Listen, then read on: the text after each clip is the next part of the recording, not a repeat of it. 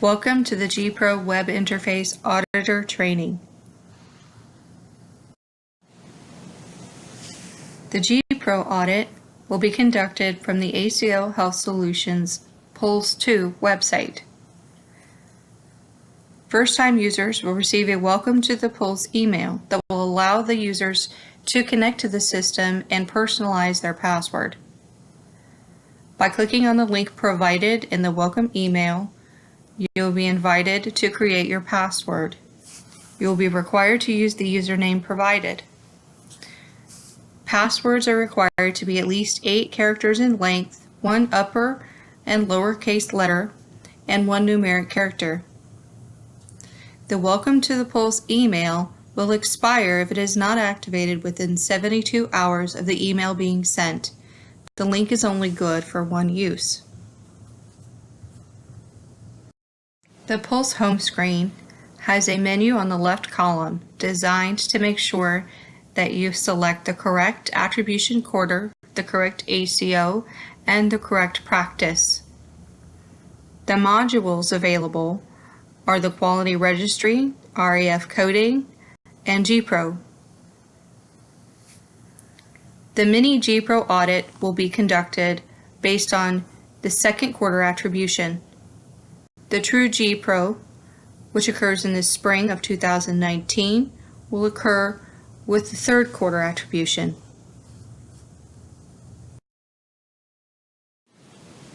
By clicking on the menu icon, you can collapse the toolbar on the left side of the screen.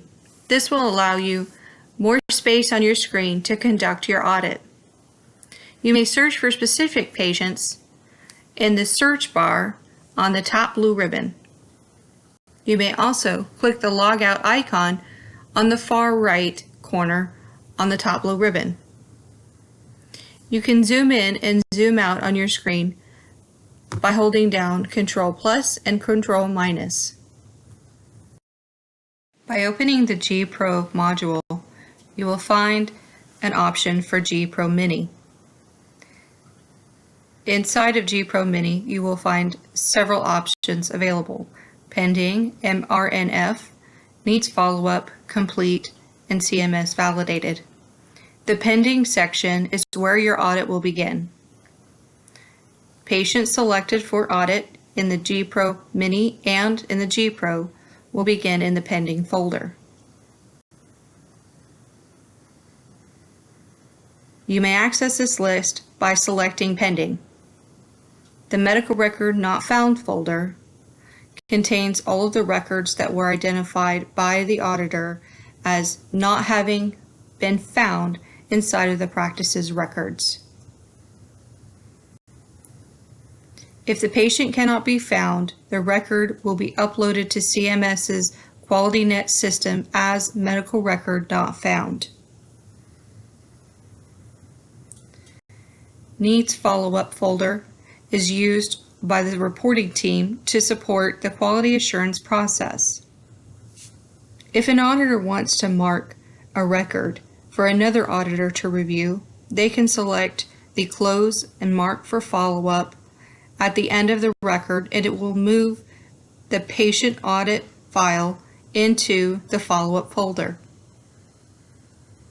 The Complete section is where all completed records will be found. Patient records that were disqualified for the GPRO reporting sample are also found in this area.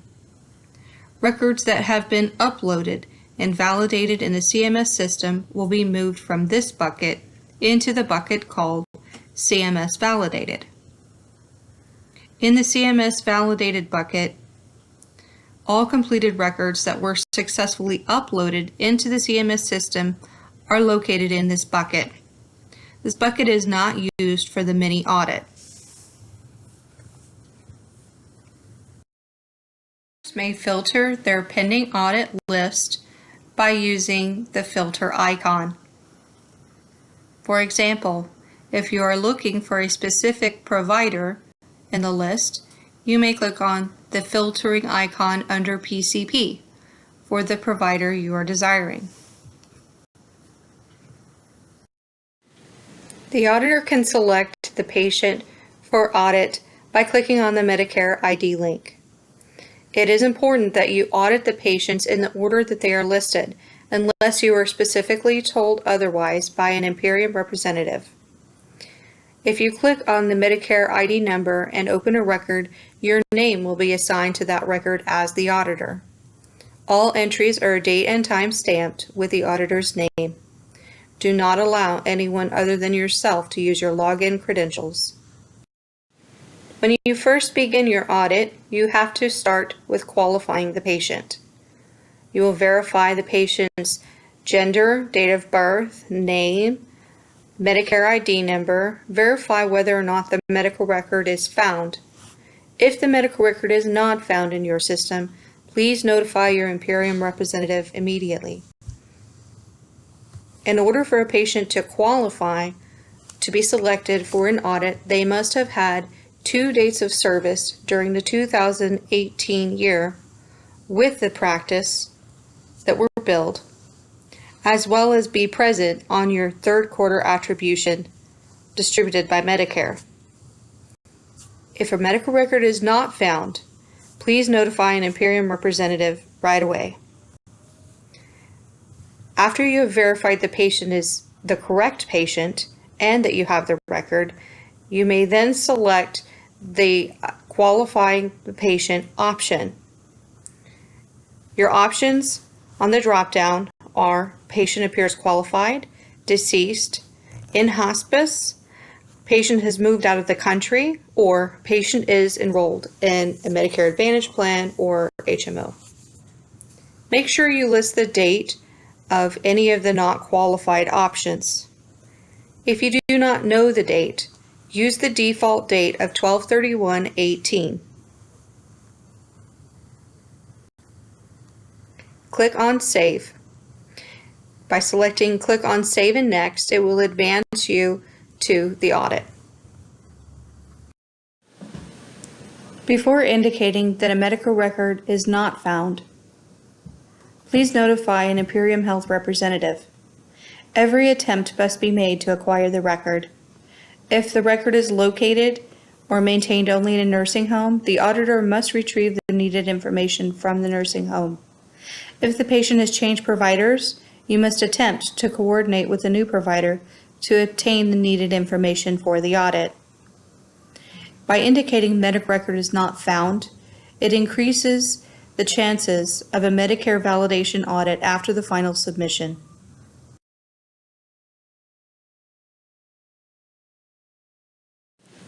Each section throughout the audit will give you the option to clear all answers, save and close the module, or save and close the module and open the next module.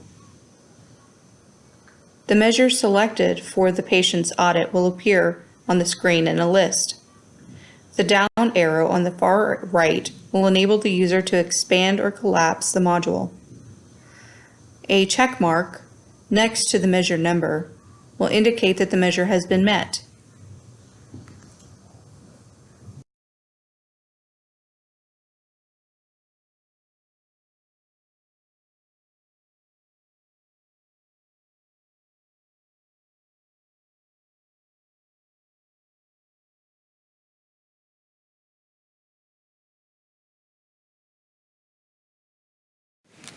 When inside the audit, the measure headers display a green area when the module has been completed.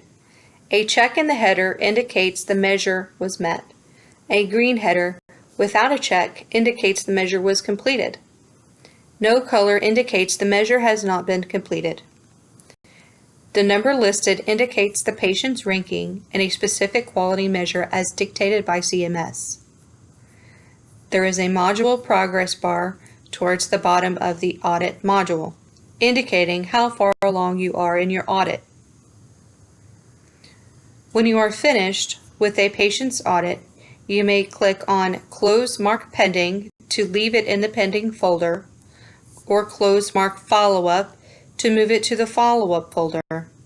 If you are finished, you may click on the Close Mark Complete.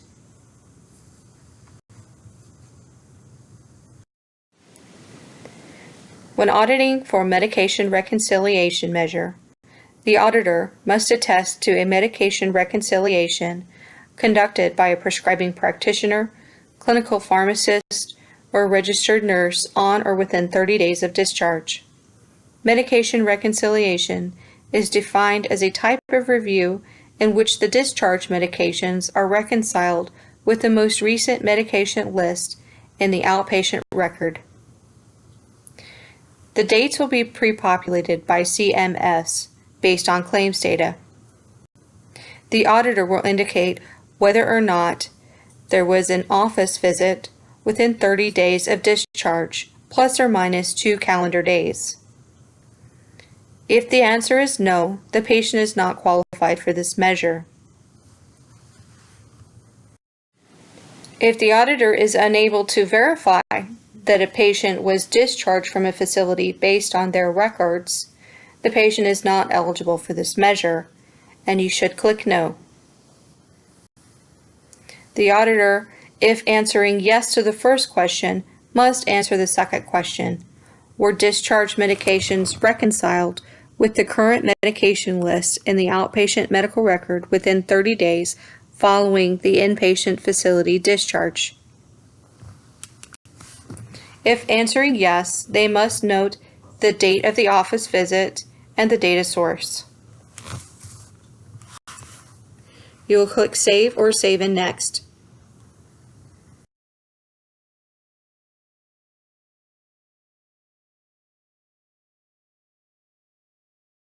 When auditing for the fall risk screening measure, the auditor must answer whether or not the patient was screened for future fall risk at least once in 2018. A clinician with appropriate skills and experience may perform the screening. The setting of the screening is not restricted to an office setting. Documentation of no falls is sufficient. The medical record must include documentation of screening performed. Any history of falls screening during the measurement period is acceptable as meeting the intent of the measure. A gait or balance assessment meets the intent of the measure. Screening for future fall risk may be completed during a telehealth encounter.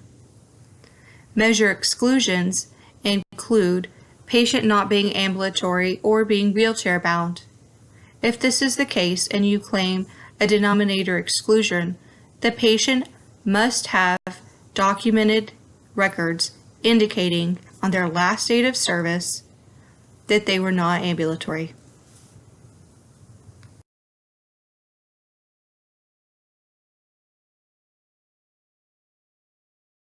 When auditing for the diabetes composite measures, the auditor must first confirm the patient's diagnoses of history of or active diabetes mellitus in 2017 or 2018. Once confirmed, the auditor moves on to the next question. Did the patient have one or more HbA1c tests documented during 2018? If yes is chosen, you'll be prompted to enter the HbA1c value and date it was recorded.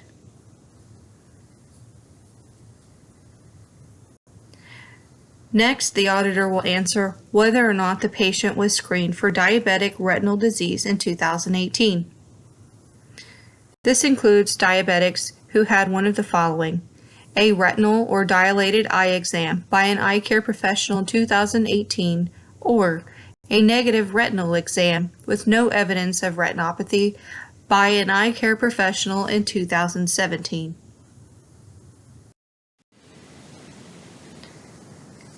When auditing for the hypertension measure, the auditor must first confirm the patient's diagnoses. Does the patient have a documented diagnosis of essential hypertension within the first 6 months of 2018 or any time prior to 2018? Once confirmed, the auditor must then answer whether or not the patient's blood pressure was taken and documented in 2018. It's important to remember that the target population are patients aged 18 through 85 years of age who had the diagnosis of essential hypertension during this period. Only blood pressure readings performed by a clinician in the provider office are acceptable for numerator compliance by this measure. If there are multiple pressure readings on the same day, you may use the lowest systolic and the lowest diastolic reading as the most recent blood pressure reading. Measure exclusions include end-stage renal disease diagnoses, dialysis or renal transplant procedures, or pregnancy during the measurement period. Patients who are 65 and older who live in long-term care settings or institutional special needs plan during the measurement period are also eligible for exclusion.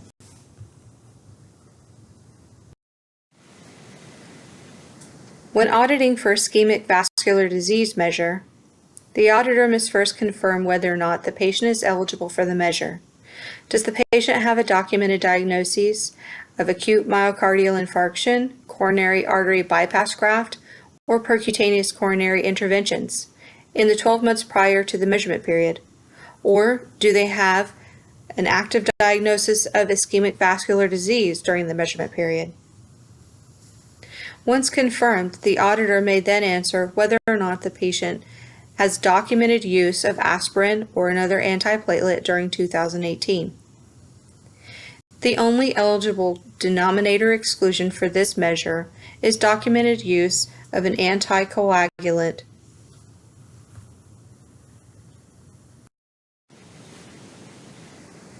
When auditing for the depression remission measure, the auditor must first determine if the patient is eligible for the measure based on a series of criteria.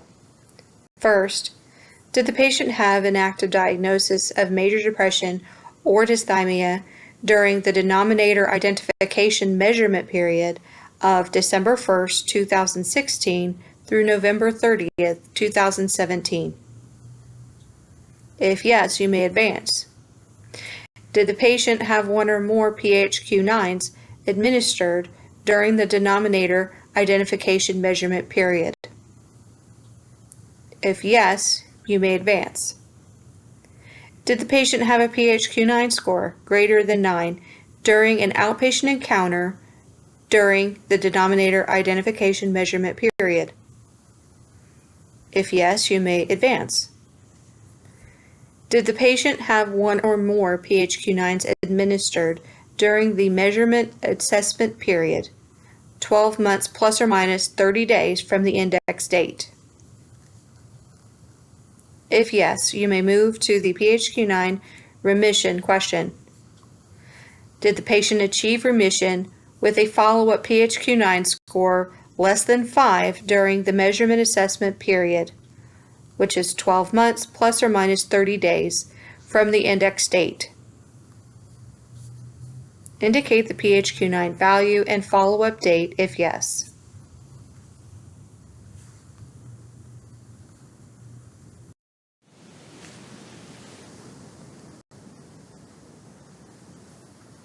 In order for a patient to be eligible for the measure, all criteria must be met.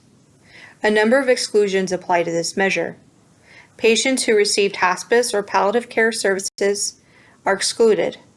Patients who are permanent nursing home residents are excluded. Patients with a diagnosis of a personality disorder or bipolar disorder are excluded.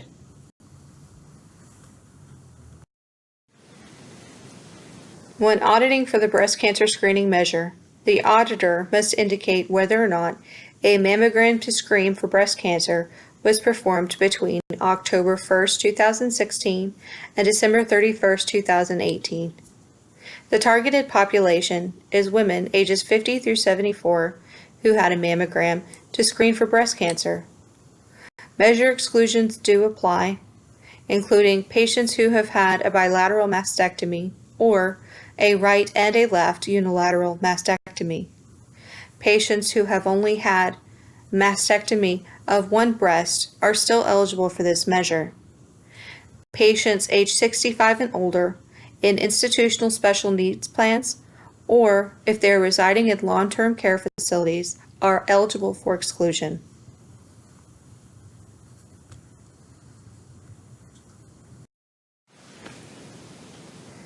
When auditing for the colorectal cancer screening measure, the auditor must first determine whether or not the patient is eligible for a denominator exclusion based on medical reasons. Was performing an FOBT, FIT test, sigmoidoscopy, or colonoscopy screening not current due to the diagnosis of colorectal cancer, total colectomy, or is the patient 65 or older, living in long-term care facility, or with an institutional special needs plan? If yes, check yes. The patient will be noted as an exclusion for the measure. If no, you may advance. Select on one of the following tests that was recorded and indicate the date it was performed.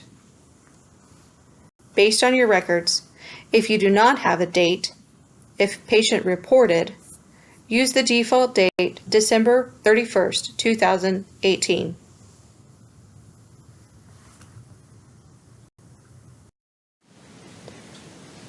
When auditing for the influenza measure, the auditor must attest to whether or not the patient received an influenza immunization or if they reported previous receipt of an influenza immunization between the dates of August 1st, 2017 and March 31st, 2018. Multiple measure exceptions apply to this measure.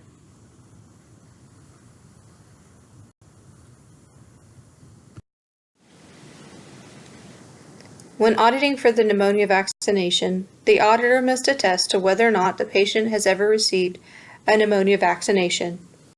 There are no exemptions or exclusion for this measure. A measure can be patient-reported if the patient can tell you when they received it.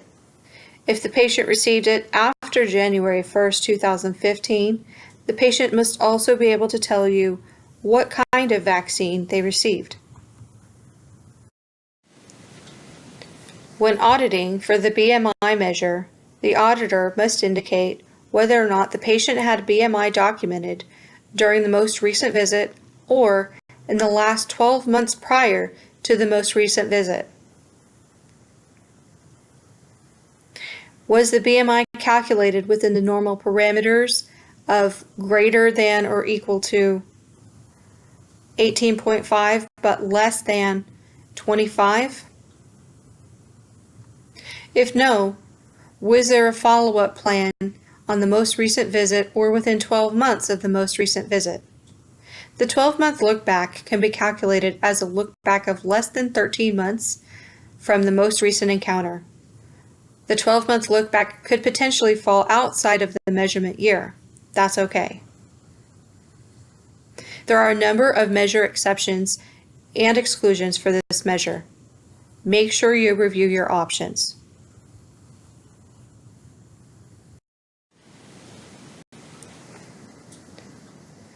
When auditing for the tobacco screening measure, the auditor must attest to whether or not the patient was screened for tobacco use between January 1st, 2017 through December 31st, 2018. The only exception for this measure is due to limited life expectancy. Was the patient identified as a tobacco user during the most recent tobacco use screening? If yes, did the patient receive tobacco cessation intervention, which includes brief counseling, 3 minutes or less, or medication? Documentation only regarding patient smoking activity will not qualify to meet this measure. The intent of the measure is to determine whether or not the patient is using tobacco products. E-cigarettes or non-tobacco smoke products are not eligible to be reported for this measure.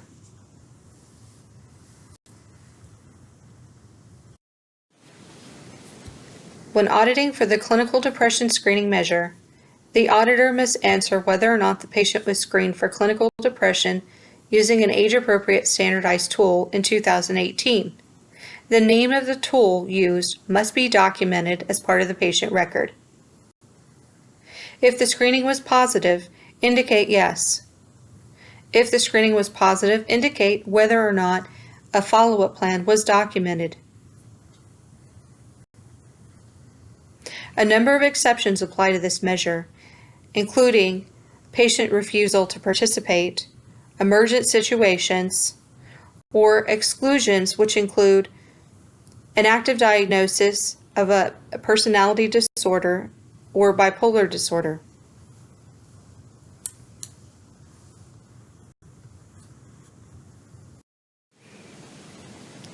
When auditing for the statin therapy measure, the auditor first must confirm that the patient is eligible for the measure.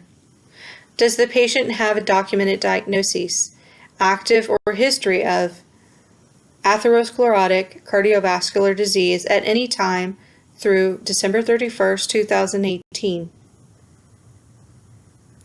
There are some denominator exclusions available for this measure based upon medical reasons, including pregnancy during the performance year, diagnosis of rhabdomyolysis, or patients who are breastfeeding.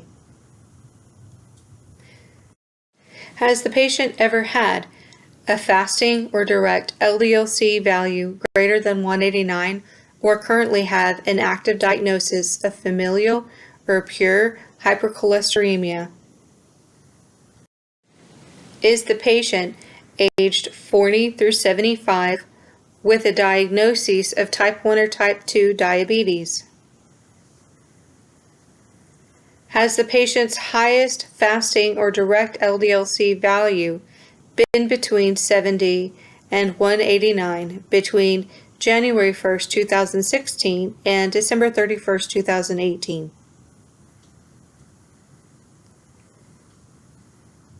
Clicking yes to any of the above criteria will advance you to the statin question of whether or not the patient is receiving or being a user of statin during 2018. Denominator exceptions do apply, including whether or not a patient has an intolerance or adverse effect, patients who are receiving palliative care, active liver disease or hepatic disease, end-stage renal disease, or patients with diabetes who have the most recent fasting or direct LDL-C lab results of less than 70 and are not taking statin.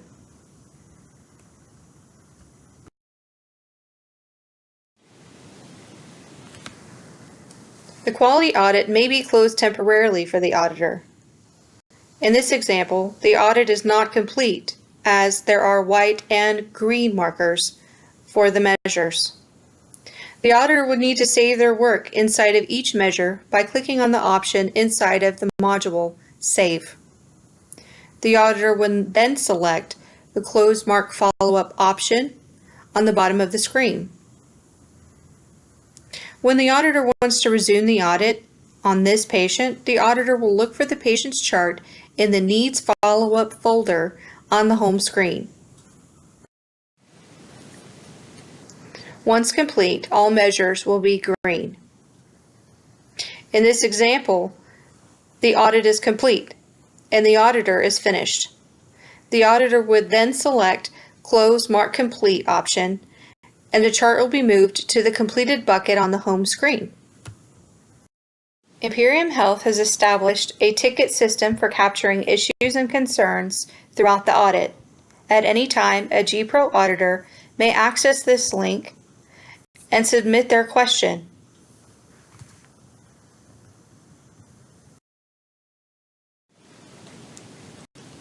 Additionally, the GPRO auditor has access to cheat sheets and online help by following these links. An Imperium helpline is available during office hours at 505-672-8348.